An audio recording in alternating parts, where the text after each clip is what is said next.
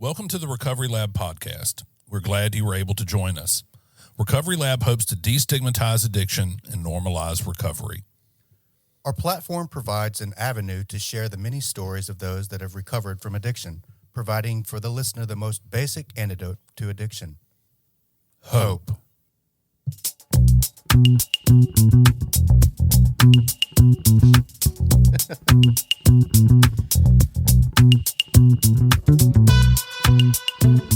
All right, ladies and gentlemen, thank you so much for joining us on episode number 81 of the Recovery Lab podcast. My name is Daniel Anderson.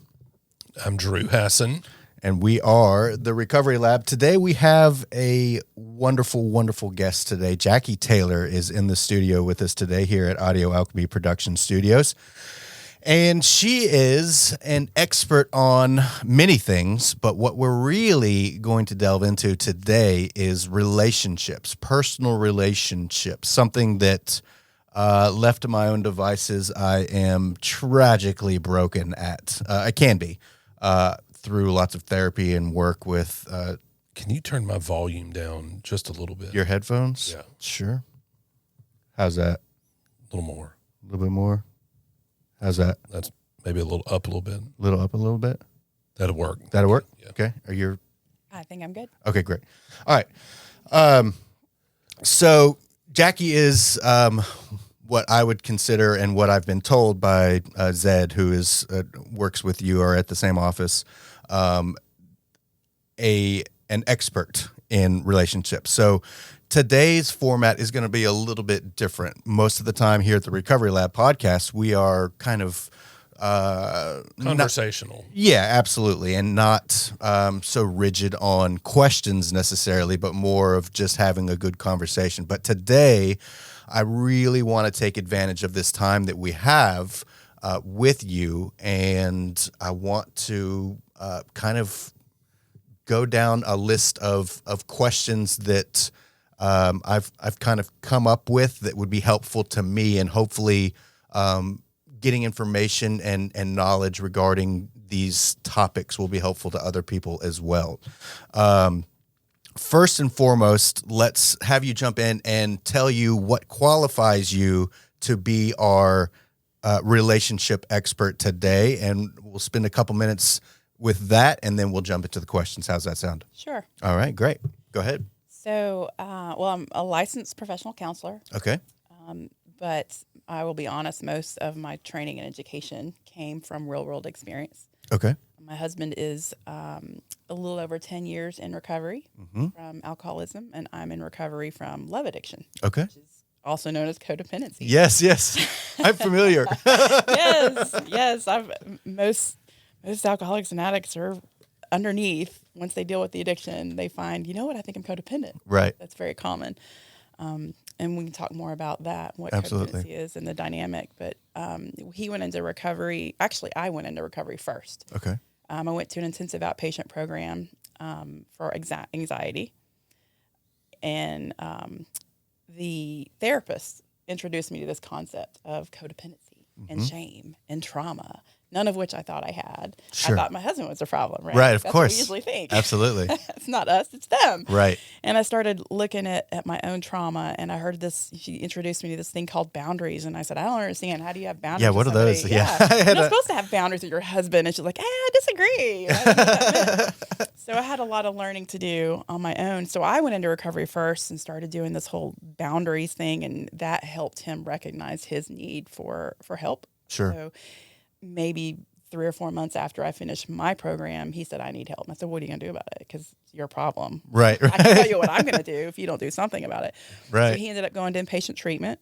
And it was a long 2-year journey of recovery, because what we learned was that the addiction wasn't the problem. That Right. was his solution To the problem. right? That there was a much bigger problem, and not just in our relational dynamic, but in both of us had trauma we need to work through. Sure. So it was a 2-year journey, and at the end of that journey, we had a trauma therapist who helped us find that underlying issue, and that's when I was like, okay, how do I do this? How do I help people the way that we were helped? Right. And that's when I went back to school, and at 40 years old to get a master's in counseling and marriage and family therapy counseling.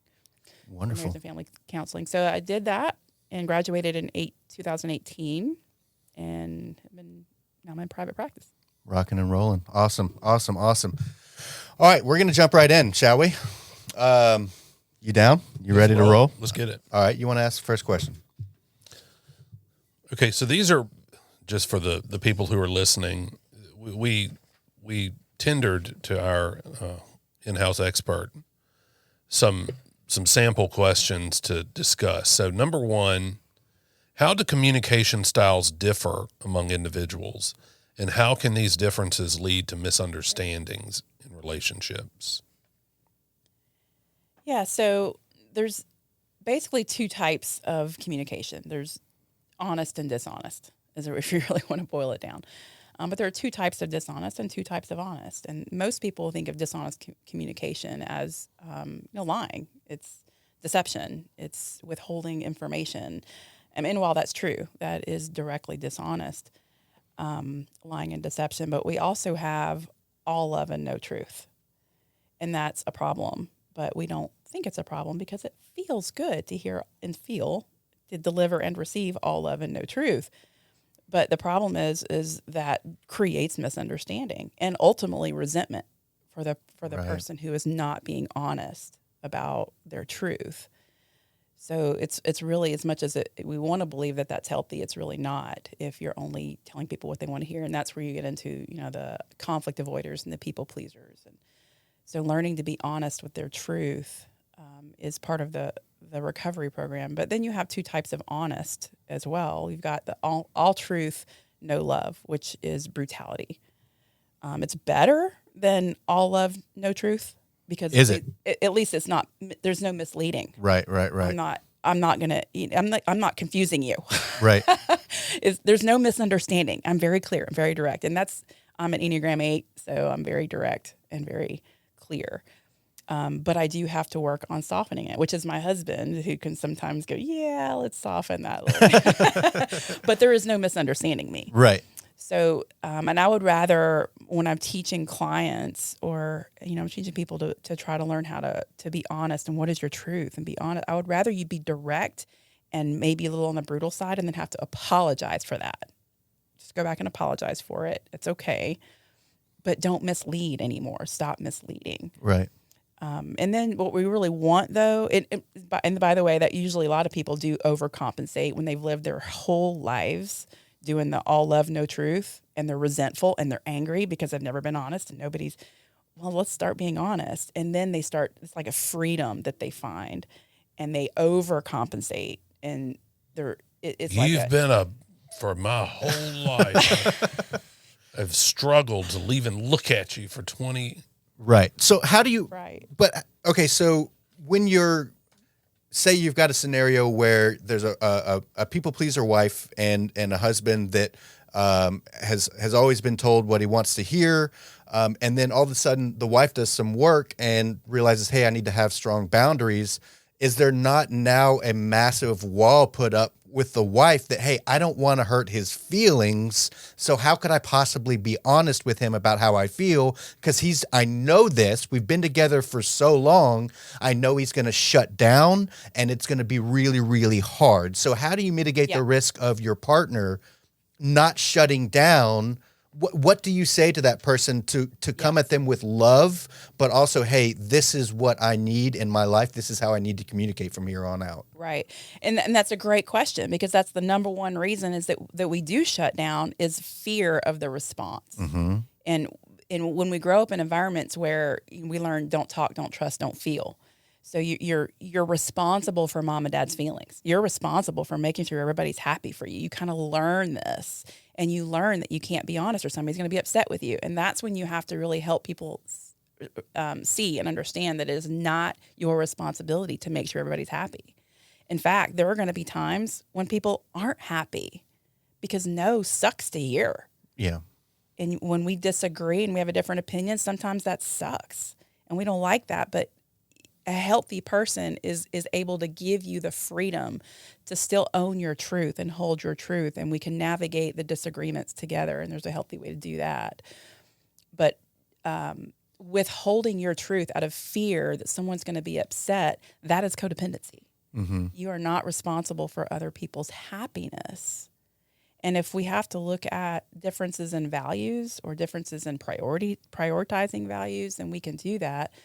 But we do have to check ourselves on how are you communicating your truth? Because there's a healthy way and an unhealthy way. I would rather you communicate it a little too directly and too brutally and have to apologize for that than just continue to mislead. All right, what do you tell to someone that in this scenario, they know that they want to be truthful, they want to share their truth, they want to be open and honest, they feel like that it's on their heart that that's what they want to do, but also at the same time, it's just easier to go with the status quo of the way that things have been. It's easier to be not 100% honest with your partner because there are consequences. You think there could be consequences for being 100% open and honest with this person. So what do you tell that person that's kind of on the fence, like, hey, I want to share my truth, but I also, life is going good right now, relatively good. I'm not being beaten. I'm not being abused. And again, it goes back to that fear aspect. Like, I don't want to rock the boat because life is tolerable right now. So what do you say to those people that are kind of on the fence? Like, I know this is the right thing to do, but is it really worth the trouble? Right. And that's where, the pain of staying until the pain of staying the same is greater than pain of change will occur. So we're not going to change if what we're feeling, what we're existing in right now is tolerable. But how you're going to respond when I'm honest with you is not tolerable for me. Okay, then you're not ready. Right. You're not ready to battle this thing called codependency. It's like an addict or alcoholic who's not quite ready to be done with their substance. You're ready when you're ready. And the same thing is true for codependency. And it's short-term pain for long-term gain is what we're going for. If you still feel like short-term gain is worth the long-term pain, okay, it's your choice. I'm not going to force you to be honest until you're ready. I'm not going to force you to do anything you're not wanting to do. Just like you would never force an alcoholic or addict into sobriety until they're ready for it. Because really, the codependency is love addiction. It's no different than substance addiction. The only difference is the object of our dependency. My husband could not say no to alcohol. Addiction is the inability to walk away from someone or something that's hurting you, whether it's a person, a substance, a behavior, doesn't matter what it is. If it's hurting you and you can't detach from it and walk away from it, that's an addiction. My husband couldn't walk away from alcohol, even though it was hurting him. I couldn't walk away from my husband, even though he was hurting me. He was my addiction. The person I loved was my addiction. I wasn't ready to set those boundaries and to do the hard thing until I was ready. And when I was ready, I was ready. But I was the only one that could determine when I was ready to start living in my truth. I love that. I mean, wow, that's so beautifully put. Okay. Shall we go into the next one? Let's keep going. Let's keep going. Okay. What are the key elements that build trust in a relationship, and how can couples recover from a breach of trust, such as infidelity or deceit? Yeah, so you're talking about two different things, building trust and rebuilding trust. Yes. And it's so interesting because I'm actually writing or working on an outline for a book, and almost everything that you asked me is already in there. I was like, he's already got this. It's trust and commitment. But what is trust? And love, healthy love is trust plus commitment. But we don't know what trust is, and we don't know what commitment is. Brene Brown researched trust. She's my favorite person on the planet. She's rocked. She's awesome. She researched trust, and she came up with an acronym called BRAVING: boundaries, reliability, accountability, the vault, which is basically confidentiality, integrity, which is like owning your truth even when it's hard, non-judgment, which is basically like vulnerability. You can be vulnerable and I'm not going to judge you. And then generosity, which is basically forgiveness or mercy or grace to the degree that I trust you. So those are the ingredients of trust. So but building trust for me, really, and what I've really noticed with clients and found with clients is like it's integrity. It's owning your truth, being honest. Again, we go back to that first question, being honest about what is true for you. Don't want to be brutal about it, but owning your integrity. Integrity means owning your truth, even when it's hard to do. And then there's the boundary, what I call the boundary vulnerability seesaw. It's kind of when one goes up, one goes down. So if I'm just meet you, I don't know you from Adam, my boundaries are probably going to be somewhat high. I'll be cordial and polite, get to know you, ask you some superficial questions. You might ask me, I might share a little bit about myself. I'm not going to tell you all my dirty secrets. I'm not going to tell you my childhood trauma. I'm not going to tell you my a lot You're not of going to things. vomit. Yeah, I'm not, because I don't know you. Right. So my boundaries are high. My vulnerability is really low. As we begin to grow in trust and our relationship develops built around trust, then my vulnerability might go up and I start taking smaller risks and my boundaries go down. Vulnerability goes up, boundaries go down. And I think of it, or I use the metaphor a lot of times of a swimming pool. And when we first meet, we're on the deck of the pool. We may have just got there, not even in a swimsuit yet. We're just, what's your name? You know, where you work, wife and kids, you know, superficial stuff. And then you move into, maybe we'll take off our shoes and sit on the pool, on the steps of the pool and just put our feet in. And then we go on a few dates. I really think I like you. I think I want to really kind of test this thing out. So then we get into the shallow end of the pool. This is where we have a committed dating relationship. We're not married. We're not committed any more than just, you know, we're dating. Boyfriend, girlfriend, yeah. Right. And then we just see, then I see, if I watch your actions and see if they line up with what you said when we were sitting on the steps with our feet in the pool. And I'm going to see if what you say you value is really demonstrated in your behavior. And then at some point, maybe we might slip into the deep end of the pool. We call that marriage. So we're slowly moving into the deep end of the pool. But what we often do in relationships is we're so love starved and we don't know what love is. We just, oh, you're good looking. Oh, you're rich. Oh, you're hot. Oh, you're great in bed. Oh, you're really good to your kids. Oh, you're really popular. Whatever the value system is of our culture, we think this is love. So we jump off the diving board right into the deep end of the pool. And then 5 years later, 10 years later, we realize we never really loved this person because we didn't really know what love is. So love is a balance of vulnerability and boundaries. And when a boundary or when trust is lost, boundaries go up and vulnerability goes down. And it's always negotiable. They can always go up and down. We can rebuild trust. So how do we rebuild trust? Rebuilding trust requires two ingredients: accountability and forgiveness. So on the part of the offender, there's accountability. On the offended party, there's forgiveness. What is accountability? And I call it WAR. I kind of have an acronym of WAR for accountability. There's words, action, and reliability. So your words it's your confession. It's, here's what I did this. I'm confessing. It's not, I'm sorry for everything I did. That's not accountability. That's a blanket statement that's useless. Yeah, it is. It really is. So you're sorry for what? What did you do? Well, everything. Yeah. Shut up. Go home. I stole $20 out of your wallet. And you didn't know that. And I can't imagine how disappointed you must be and you must feel, and how surprised and how sad that must be for you to know that you can't trust me. And I feel so remorseful and regretful and ashamed of what I did. And I'm going to work really hard to earn your trust back. And I'm going to make it up to you. So those are the words. The amends is, I'm going to pay you back $20 plus interest. Yeah. That's the paying back of what was benefited, how you benefited from the offense. So maybe I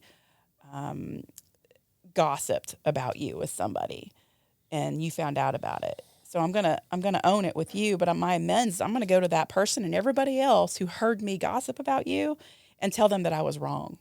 And I'm gonna make it right. And I'm gonna try to exonerate your reputation.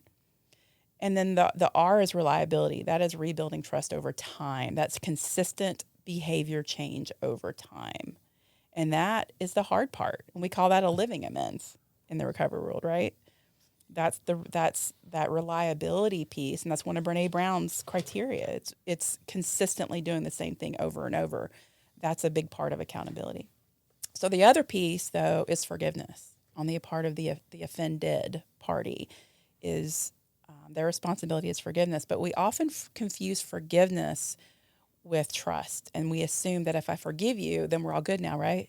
Are we good now? We good Yeah, now, man? no, absolutely not. Yeah. The awesome. journey has But- just begun with right. that. Then, yeah. And well, she forgave me. She said she forgave me. So why aren't we ops normal? Yeah. You know?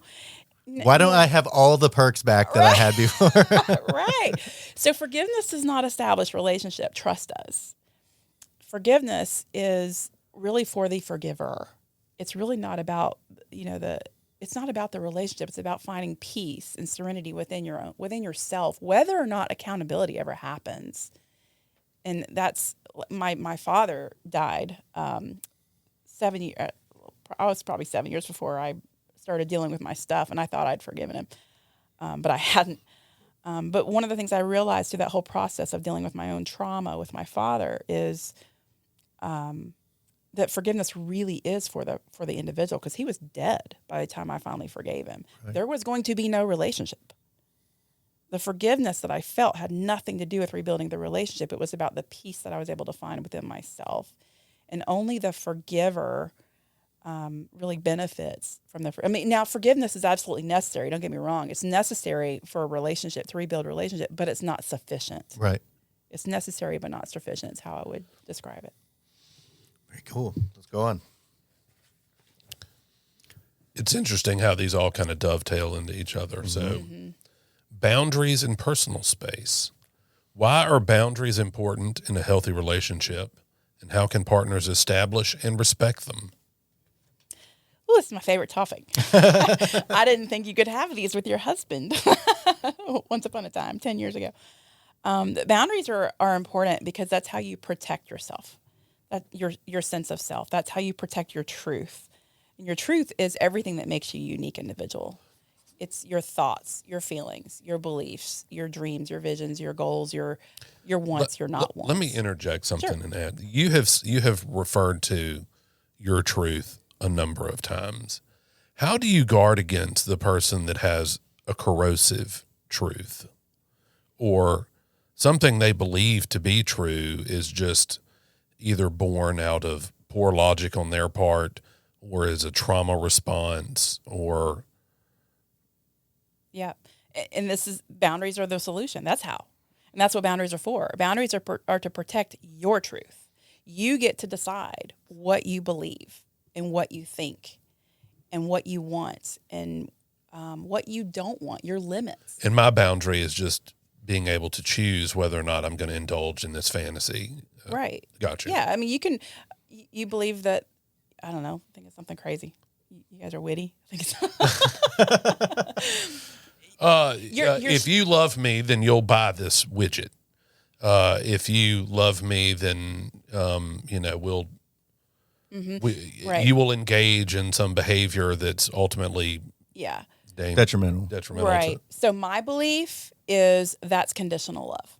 That's manipulation. What you just said is, if I don't do this, it doesn't love you. First of all, my boundary. I love you. And you can't tell me that I don't. That's my truth. My truth is that I do love you. If you feel unloved because I'm not buying something for you, that's your side of the street. And you can believe that and feel. I mean, I respect that you feel unloved. I don't think it has anything to do with me not buying you something. So that's your truth, that you feel unloved. But you feeling unloved doesn't mean I don't love you. I know how I feel, and you can't tell me what I feel and what I think and what I want. I had a couple one time that I finally got her to start being honest about how she felt. And when she finally expressed it to him very lovingly and calmly, but she used some really great feeling words, he looked at her and said, "You don't feel that way." Oh. I was like, how do you know what she feels? That's her truth. Her internal world is her truth. And I can look at you and I can tell that, maybe you just came back from a run, because I can smell you, you're sweaty, you're red. I can look at you and make observations and make some assumptions about why you look this way. But I don't know for sure unless I ask you. Right. What have you, what you doing? What you been doing? You look sweaty. We make assumptions without asking someone what we can't know, which is what you think and feel and want. I to that point, I can suck in this area a lot. I can. Well, we've been together for 18 years. I think I know what you're thinking and what you're feeling like, and then I will, without having a conversation with my partner, immediately form her response and how she's going to respond to this, and then also get resentful at how I think that she's going to respond to this.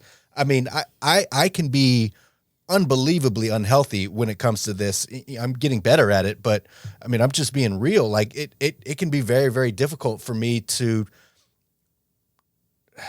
not feel like I know what she's going to say because we have this history together. So I mean, Yeah, and you don't really. I mean, how much of it is assumption? Because somebody 100% of it. Yeah, because we probably haven't had an honest communication in, I don't know, the whole marriage. Because we've never really been honest about what I think. I remember my husband and I, I'll never forget, before he went to treatment, we were so toxic. It was bad. We were sitting in front of this therapist, and I was really bad about, well, you just think, you just want, and he finally just said, stop telling me what I think. And I said, I'm not. And the therapist was like, actually, you kind of do. Oh, wow, yeah. So his truth is what he thinks. But we look at behavior or lack of behavior, and our narrative, we form a narrative that tries to help us make sense of how we're feeling in response to what you're doing or not doing. Instead of just asking, so this is the narrative in my head. I just want to check in with you and see if that's true. Is that right? And instead we just assume. I'm going to use that virtually every day. Instead we just assume you just don't love me. Oh my God. Well, no, I do. Oh my God. I'm here in this therapist room. Okay. Jeez. I'm broken. There's no question about that. All right. What's next, Drew? What are some common sources of conflict in relationships, and how can they be addressed constructively? So, drawing on your experience, where are the tinderbox areas that you see most frequently? Yeah, so every couple, pretty much married couple, especially, and not always married, but if they're cohabitating and have kids, but most couples, when they get to this stage, fight about 5 things: sex, kids, money, division of household labor, and in-laws. That's just what we fight about. And we don't really fight about those things when we're dating because they're not really a factor when we're dating. And when we get married and when we're fighting about these things, but some of these things are negotiable if you are willing to sacrifice. Which means compromise, negotiate, and by definition that requires sacrifice. So all of those things are negotiable if both people are willing to sacrifice, and that's when when the rubber meets the road, that's when you really find out who's really committed to sacrificing some of your priorities that might not match or align with your partners. So the conflict is usually, it's not about the issue. It's about the lack of willingness to sacrifice and negotiate or compromise. But there are non-negotiables, and it's important to know what your non-negotiables are before you get into a really serious relationship. Yeah. There's some things that are not negotiable. We really need to know what those things are. But I saw those written in your. Maybe I'm moving ahead. Oh well, go ahead. Oh, it's okay. Yeah, there's non-negotiables, but we got to really think about that before we get into the deep end of the pool and what we're willing to walk away from a relationship over. Sex, money, kids, chores, and in-laws, I don't think is worth ending a relationship over if both people are willing to negotiate or compromise. But when there's conflict, you basically have 3 choices. You can agree to disagree, find agreement through compromise or negotiation, or redefine the relationship. And that's when you realize, you know what, I'm not willing to compromise this. That's my non-negotiable, and I'm going to redefine the relationship and put you in a different place in my what I call the trust arena, which is a whole other issue. It's another topic. This sounds like Meet the Fockers, the what is it? The zone of trust. Yeah. I don't. You got to watch it. You I got to haven't watch seen the movie. I haven't seen the movie. Awesome. All right. Go ahead. Yeah, so there are trust zones, though. I'm glad you said that, the zone of trust, because there are trust zones. And I use the metaphor of, or the analogy of a concert arena. Mm-hmm. And we all are on our own stage in our internal world of trust. You are on your stage, you're on your stage, and I got on my stage. On stage with me is the person that I should trust more than anyone else on the planet, and that's your spouse. If you're married, that's the person that you should trust more than anybody else. And there's a boundary around you and your spouse. Nobody can penetrate that boundary, not even kids. So in the backstage, though, is where the kids are. And there's one-way sacrifice for them. And maybe other things that you both agree to sacrifice temporarily for. Maybe it's sick parents. Maybe it's a job opportunity, something. But it's a one-way, one-directional sacrifice for the things backstage. And then you have the VIP section, which are people who have trust has been tried, it's been tested and passed. And then there's a general admission section, trust hasn't been tested. And then there's the nosebleed section where trust has been tested and failed. And then there's the no admission. You're lucky to even gotten a ticket to the concert. Right. And there's the no admission. Those are your perpetrators that you have restraint warrants, you restraint orders on. But anyway, that's a whole nother topic, though, of the trust arena. But the redefining the relationship is moving people within that arena. So I often, when I teach this stuff, inevitably there's a little hand that'll go up in the back, and they'll say, what if your spouse belongs in the nosebleed section? Yeah. I'll put them there. The nature of the relationship does not determine trustworthiness. Mm-hmm. Just because this is mama doesn't mean mama's safe to trust. Just because it's spouse doesn't mean that spouse is necessarily safe to trust. But because it's your friend that you've known for 20 years doesn't mean this is necessarily a safe person to trust. So put them where they belong. Absolutely. You're going to keep messing up. You'll see this concert on YouTube, and that's it. If we give them the link. All right. Hit it. Go. Let's keep going. All right. How can couples maintain and deepen emotional intimacy over time? And this is something that is very important for me. I, as a result of my adoption and childhood upbringing with fantastic adoptive parents, but me living with this thought process that, well, my birth mom gave me away, so how could anyone possibly love me? That whole thing that I've done a lot of work on to kind of move past, but I still struggle with from time to time. And it still rears its ugly head from time to time in areas that I'm not, that sometimes surprise me. But so for me, intimacy, it's very difficult for me to get past intimacy equals sex. Sex equals intimacy. I'm not close with this person unless we're having sex on a regular basis. That can be, that is something that I struggle with. So, the question is, obviously, intimacy does not mean sex. I am very aware of that.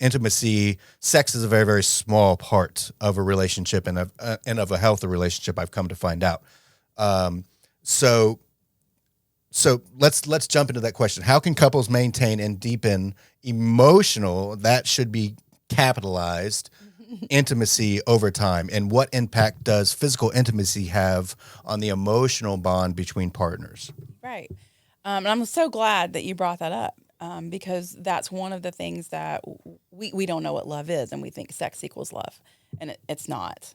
It's absolutely not. Yeah, 100%. No, it's definitely not. But emotional intimacy and emotional connection is 100% about emotional vulnerability.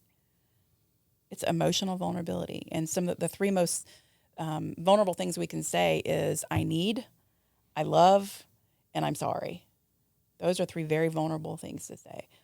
But that is really what creates emotional intimacy. But as much as we need emotional connection, we are terrified of it.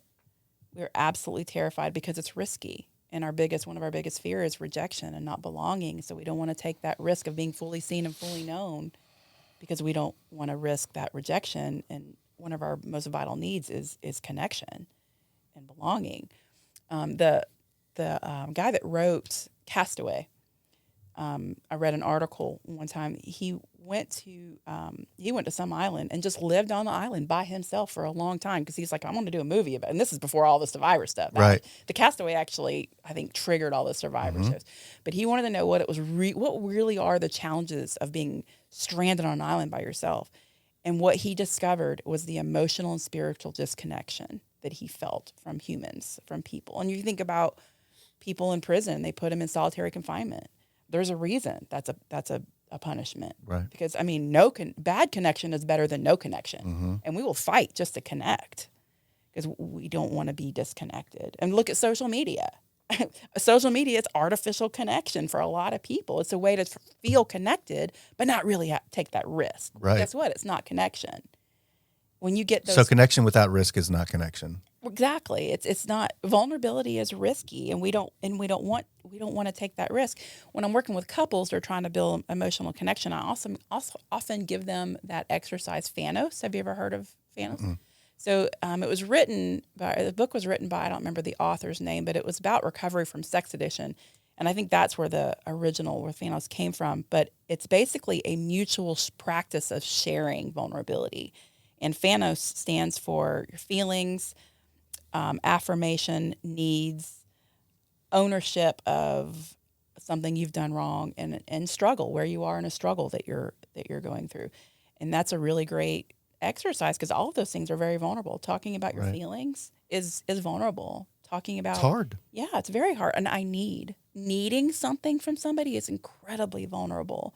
Taking ownership of something that you've done wrong and that's accountability. That's crazy vulnerable because what if they don't forgive me? What if they're mad at me?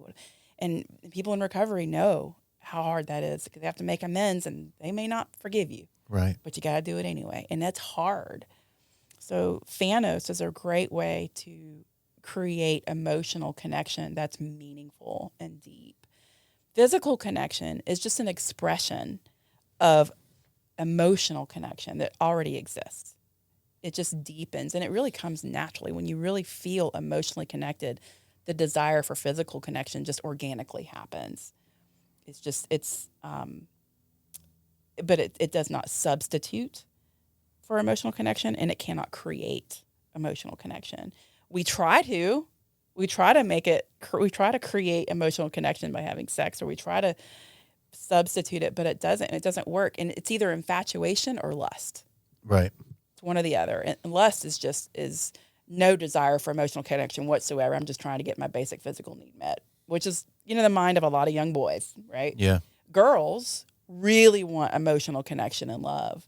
And what they feel is infatuation, infatuation is there's a possibility for love, for emotional connection to grow. So it's a physical attraction plus, a desire to really have something deeper with you. So infatuation can turn into something more, but not if you're with a guy who's just getting his lust needs met. Right. She's going to be severely disappointed. And that's what happens all the time, especially with young people. Okay, let's jump into attachment styles. Let's see here. How do different attachment styles affect relationship dynamics? And can people with differing attachment styles develop a healthy relationship? And what challenges might they face? Oh my gosh, we only have an hour? Yes. Oh, Lord. Okay. So I do a whole big series on attachment. I love attachment. There's basically dance partners, the dance floor, and dance moves. So there's basically two types, or three, I guess, types of dance partners. Well, there's secure attachment, which is the goal, which we can all, work toward that. But when you look at insecure attachment styles, there's basically three types. There's the anxious, avoidant, and disorganized. I call the anxious the pursuer. It's the anxious pursuer. Then there's the avoidant distancer. They're the ones that are pulling away. And then the anxious or the disorganized is the kind of pursuer and distancer. So the anxious pursuer really fears boundaries. They can't say no, and they can't hear no. I want closeness. Come, closer, pull. I'm going to pull you near me. I need closeness. And then the avoidant distancer is terrified of vulnerability. So they can't meet your needs and they're not going to request them. So they're not going to, they're just terrified of vulnerability. And then the disorganized pursuer distancer is going to kind of do both at different times. Sometimes I'm going to push, sometimes I'm going to pull. So it's kind of hard to predict what they're going to do. So the dance floor that these dance partners are dancing on is called the drama triangle. Oh. Heard of that? No, I have not. Oh, you've never heard of the drama triangle? Go on. Oh, I'm very surprised I've never heard of this. I am surprised you haven't either. Look it up. Just Google it. YouTube it. There's tons of stuff out there about the drama triangle. But the drama triangle is the dance floor. So you have 3 positions that those insecure partners take at one point in time. There's the rescuer, and then the persecutor, and the victim. And at one point in time, each of those people are in one of those positions, and they dance all over those 3 roles. So the codependent, enmeshed tight, that they all dance in this triangle. So the victims, there's actually 2 types of victims. You've got the loner, the love-starved person, which is usually what starts the whole dance. It's the part of me that really wants connection, and I'm love-starved. I am love-hungry. I'm chasing you. I gotta have love. Right. And then their other kind of victim is the defensive denier. And that's kind of the end of the cycle. And then there's 2 types of rescuers. There's a heroic helper who kind of they get to avoid their own vulnerability by rescuing you. So I'm going to avoid my issues by staying focused on you and meeting your issues. And then there's the other kind of rescuer is a people pleaser.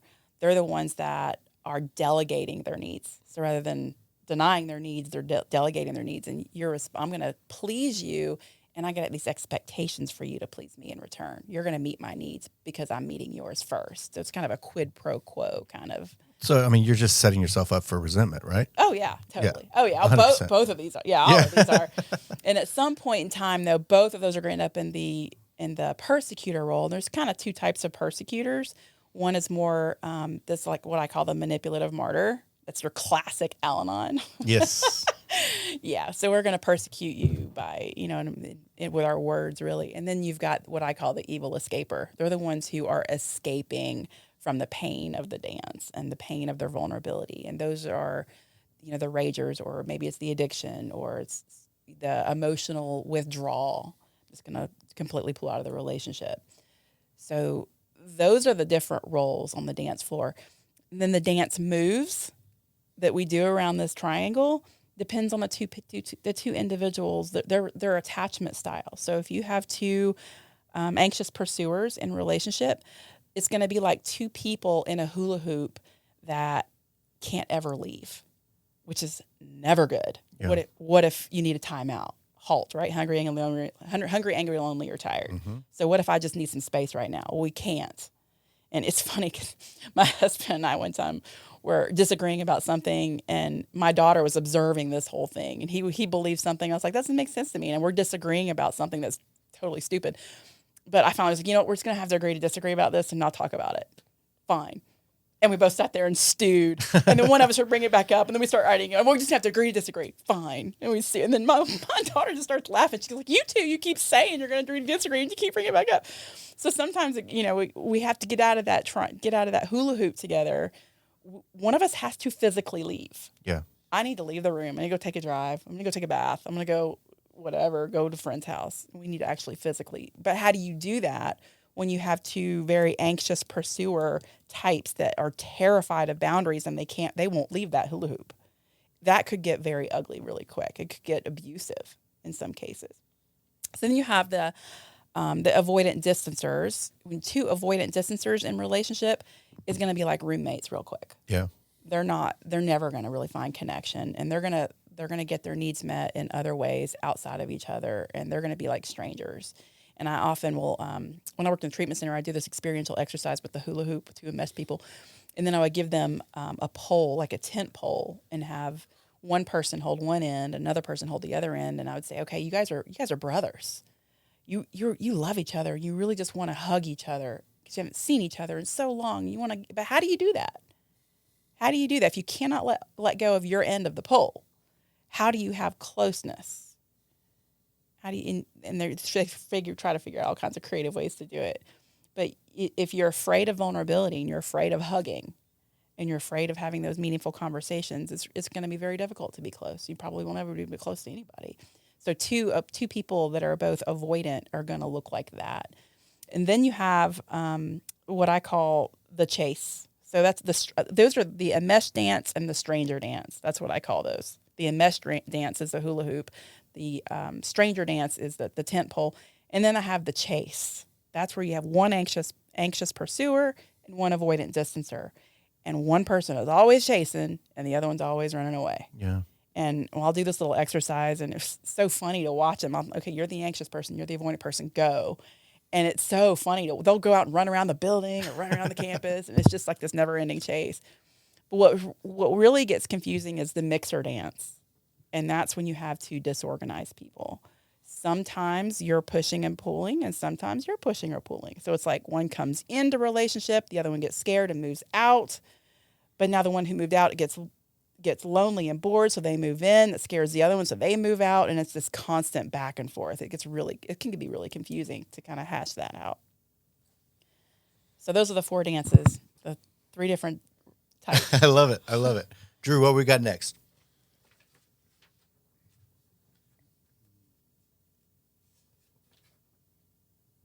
Should be the personal growth and relationship. Yeah. How can individual personal growth benefit a relationship? Well, you're going to either grow together or grow apart. Well, I guess that kind of, and also what happens when one partner grows or changes and the other does not. Right. So you're going to grow apart there. But the personal growth can benefit a relationship because you can grow together if you're both willing to be one another's what we call tormentor. So a tormentor is someone who mentors you about your personal growth needs, we'll call it that, your unhealed wounds by tormenting you. Mm-hmm. And the person who can do that the most is your partner, because they have access to the depths of your soul where your unresolved trauma lives that no one else is going to have access to. That vulnerability that we talked about, when we start getting honest and about our feelings and our fears and our needs, sometimes that can really trigger some stuff. And that person who's closest to you is going to be your biggest trigger. That's just how it's going to work. But if both people are willing to do what we call a U-turn, instead of looking at you and blaming you for triggering me, I'm going to look at me and try to understand why is that triggering me, and let that be an opportunity for personal growth. So allowing us to be tormentors for each other can really benefit the relationship. But when one partner grows and the other one doesn't, you're gonna grow apart, and your relationship may be tolerable at best. But it'll probably be short lived. And we see this a lot in addiction recovery. When I worked in the treatment center, I think someone told me they're gonna get a stamp and just put, "We need a family program. We need a family program," right on my head, because every single day that's what we're seeing is people are in that treatment center getting better. And they're changing, and they're learning, and they're healing, and they're learning what healthy looks like. And when I taught all of this in the treatment center, I would teach this to the patients. And the number one question was, how do we get this to our families? How do our families get this? Because we're only teaching one half of the system, right, what healthy looks like. And it's going to be a train wreck if the other half of the system doesn't also learn what healthy looks like. Exactly. I love it. All right.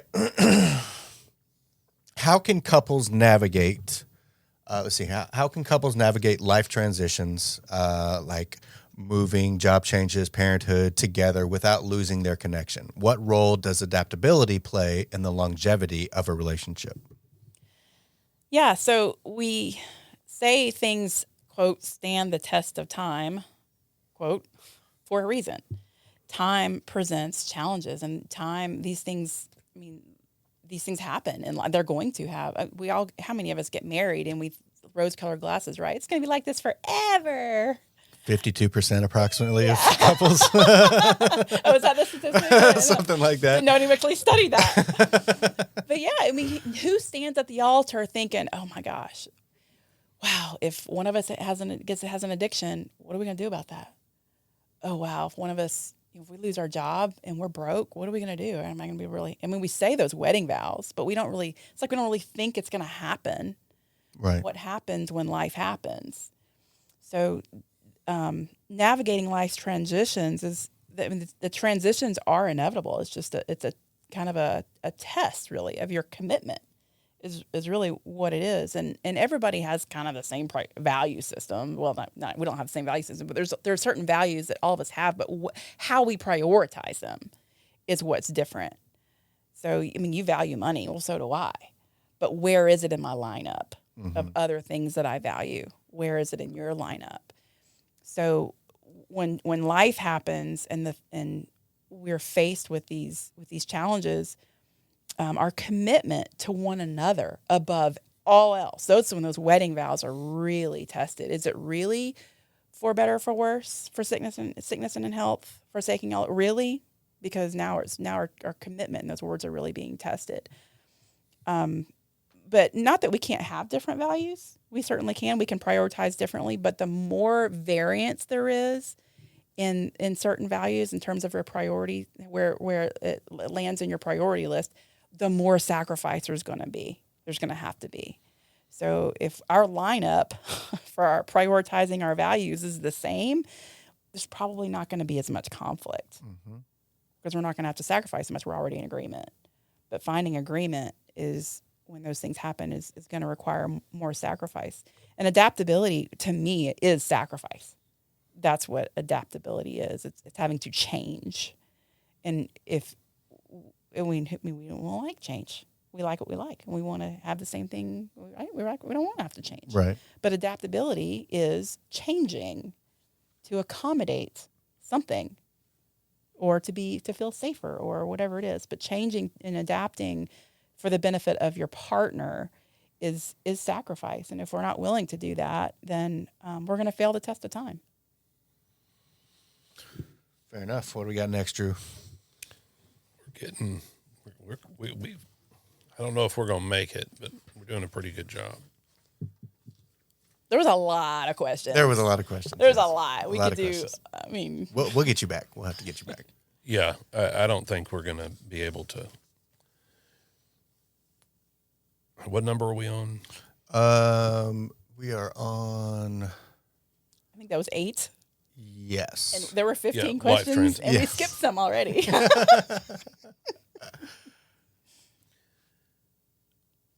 I want to skip one Let's do it. because number 9 is about forgiveness, and I felt like we did pretty good there. How do unspoken? Because I believe this problem plagues a lot of people in recovery. Like I've seen from my own experience where I didn't have enough self-respect, I think, to make my expectations clear, known, because I was just so accustomed to being the people pleaser. Okay, how do unspoken or unrealistic expectations affect relationships? And how can couples align their expectations and goals for the future? Ooh, I like that. Goals for the future. Yeah. Okay. So, unspoken and unrealistic expectations, they kind of go hand in hand. They're both silent killers in a relationship. They're like a cancer that will just eat at a relationship, often until it's just too late. And you're at the point of no return. There's already so much resentment and anger built up. So neither one of them are good. And I know there's, the cliche that unrealistic expectations are premeditated resentments, right? Right. Well, yeah, they are. It's a cliche because it's true. Because it's true. It's true. So much truth in recovery. I just love it. A lot of what I know came from my own recovery. But so unrealistic and unspoken expectations are both silent killers, but they are kind of related. And it kind of goes back to what we were saying earlier with, we grow up in environments where we have to make sure that everybody's happy. We kind of learn that not to be honest. And we kind of learn that if we're honest, then there's going to be backlash. So the difference between unrealistic and unspoken expectations is values, prioritizing your values versus kind of a codependent fear. So unrealistic expectations is what you think or what you think is a fair expectation might be different than mine. Doesn't mean the expectation is wrong. It just means that I'm not willing to meet it. So that makes your expectation unrealistic for me. It might not be unrealistic for Daniel, but for me, if it's unrealistic, then you're not even gonna ask. You have learned not to even ask because you know that I'll say no. So I'm just not even gonna ask. So now your expectations that were unrealistic for me have now become unspoken. You're not even going to ask because you know it's unrealistic and I'm not going to do it or not going to say yes or not going to whatever, honor your request. So the unrealistic then becomes unspoken, and both of them are just cancers. So how can a couple align their expectations and goals for the future? Well, for one, be honest. Start communicating, even if you know they're going to say no. Kind of what you started out with in the beginning of the hour. Mm-hmm. Well, what if I know they're going to get mad? Okay, well, let them get mad. Right. At least you're being honest. ASK, NO. Two very important words in communication. And no can be a complete sentence also. Yes, it can. N.O, A.S.K. Yeah. Ask and say no. So if you don't ask, then you're playing this guessing game, this read my mind kind of game. You're probably never going to get right. Right. We want to play games or just want to be direct and ask. You can ask Again, it goes back to, well, we've been together for so long, you should know what I was, like, yeah. just placing expectations. Like, I'll stop myself like, okay, grow up, you 13-year-old boy. Come on, let's do better here. And after a while of asking, it doesn't take my husband very long to realize he learned really quickly that when he does a load of laundry for me, because my love language is acts of service, then I like that. And eventually, he doesn't have to ask, how can I make you happy today? He's figured it out because he's looking, he's paying attention. So asking and saying no, because if you don't say no, if you mean no, but you don't say no, and you're just kind of dropping all these hints, that leaves a lot of room for mixed messages, right. misunderstanding, and it's mixed messages are toxic. But the real problem isn't usually the communication. The real problem is the lack of willingness to hear the answer. The lack of willing. The real problem isn't the lack of asking and saying no. The real problem is the inability to accept and receive no. We don't want to hear it. So what we really have to do to find that alignment and that agreement is the one with the expectations that are really high might need to lower their expectations. And the ones with the really low willingness to sacrifice might need to come up and sacrifice a little bit more. So that's called meeting in the middle. So if I'm wanting too much, okay, how can I come down? And well, if I'm not giving enough, how can I give a little more? And we call that negotiating. Okay. And compromise. I love it. All right, let's see. Let's jump down to love languages. All right. How can understanding each other's love languages improve a relationship? And what are some practical ways to show love in the language your partner understands best? Yeah. Okay. So it's kind of like the conversation about physical connection, about sex. It doesn't create emotional connection. Love languages don't necessarily create love. It's an expression of love that you already feel, of the emotional connection you already feel. The correct love language is one that is meaningful to your partner, not the one that's meaningful to you. We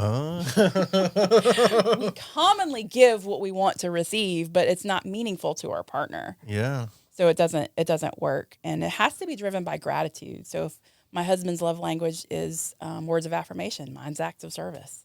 But when he does things for me that takes, he goes to he pick up the dry cleaning for me, it saves me, errand time. That to me is my love language, and that creates gratitude in me that wants to now speak his love language, which is words of affirmation, and tell him how much I love him, and you're my prince, and give him these little prince emojis, and all these, because I know that he loves that. He eats it up. But when I do that for him, that feeds his cup, his love cup, and he, from a place of gratitude for my love, will continue to do acts of service for me, and then for my gratitude. And it's just this reciprocal bid and respond process that just deepens our love and connection, but it cannot replace it. So if you're doing these acts of service or words of affirmation, if you're doing your love, these love languages from a place of obligation, it's not going to work. It's going to be temporary because it's not coming from a place of gratitude. And then speaking the wrong love language, the love, if I really want you to do this for me, so I'm going to do it for you, and hopefully you'll pick up the hint. Right. That's futile. It's just a futile effort that's ultimately going to end with confusion and resentment, because I'm going to do this for you, but you're not going to show me any gratitude because it's not your love language. It's not meaningful to you, but I'm going to get pissed off that you're not gratitude. Damn right I am. So, right, I'm going to get all pissed off and mad at you, and you just don't love me. No, it's just because I was speaking in the wrong language. So speaking the language that's meaningful to your partner is important. And practical ways to show it is just ask. I mean, everybody's heard of the 5 love languages, probably, right? Gary Chapman from, 40 years ago. Absolutely. There's those. Is 5 it that languages. old? Yeah. It's a long time. Bro, ago. we're like almost in diapers. So yeah, we're getting up there in age. Just ask make your requests. If you're not sure your partner knows, just so you know, this would mean a lot to me. And then when they actually do it, give them positive feedback so they know it worked. And then maybe they'll do it again. I love that cycle. I love how reacting in gratitude can compound over time. But also I feel like the opposite is true too. If there's negativity, the same can be true with the exact opposite. So definitely be careful to stay in the positive there. All right, Drew, let's We can end on this one. let's end on that, and then let's get to your questions as well. Your 2 questions. Okay. How do financial pressures and stress affect the dynamics of a relationship? And then, most importantly, what strategies can couples use to manage financial disagreements? Yeah, so finances is one of those 5, right? Everybody fights about money, sex, kids, household labor, and in-laws. Because money is important, and it's a need that we all have. It's literally a survival need. We have to have it to survive. So if we value it differently, then we're going to fight about it every day because we have to spend money every day. Right. How we spend it is going to be a conflict every single day. So what we really want to do is understand why money means what it means to you. And sometimes it's personality. We all have different persons. So if you're familiar with the Enneagram, there's basically 3 types of instinctual variants is what they call them. They're really just values. There's self-preservation, which is basically money, your financial security, your environment, your physical environment. And then there's intimacy, which they call it the sexual instinctual variant, which is just one-to-one. I value, I need security in our one-to-one, one-on-one relationship. And then there's the social instinct, which is groups and community, and I really need security in my group and my people. So if you have a self-preservation instinct, you are naturally probably going to value money higher than someone who doesn't. It's going to be higher on your value list, or you're going to prioritize that higher. But sometimes it's not personality. There's actually past experiences of not having a lot of money, and it's fear. So we really need to kind of explore what does money mean to you, and why does it mean so much, and then create understanding within the couple so that they can be sensitive to one another's, either, maybe it's their fear based in trauma of, I don't know, got evicted when I was 16 and had to live in a hotel. Who knows what's there? So the fear of not having that money can definitely be a motivator for that disagreement. But finding agreement is going to, again, it's all about commitment and sacrifice. It's going to be understanding your partner and what their fears are, what their concerns are, what they're understanding their value system, and being willing to sacrifice and negotiate and compromise. Drew, final 2 questions. What do you do poorly in your recovery? What do I do poorly in my recovery? Speak more love into my truth. I'm an Enneagram 8, so 8s are very direct. And I was one of those that when I found out that there's this thing called boundaries, when in my group therapy program, she introduced this thing called boundary. I'm like, what is that? I don't understand. And she introduced me this concept, and I was like, oh, it is on. It is on. I mean, capital N-O. I mean, it was like, it is on. And I figured out how to detach, and he didn't like it. He did not like it at all, but it helped him see his need for treatment too, and ultimately got him into treatment. But when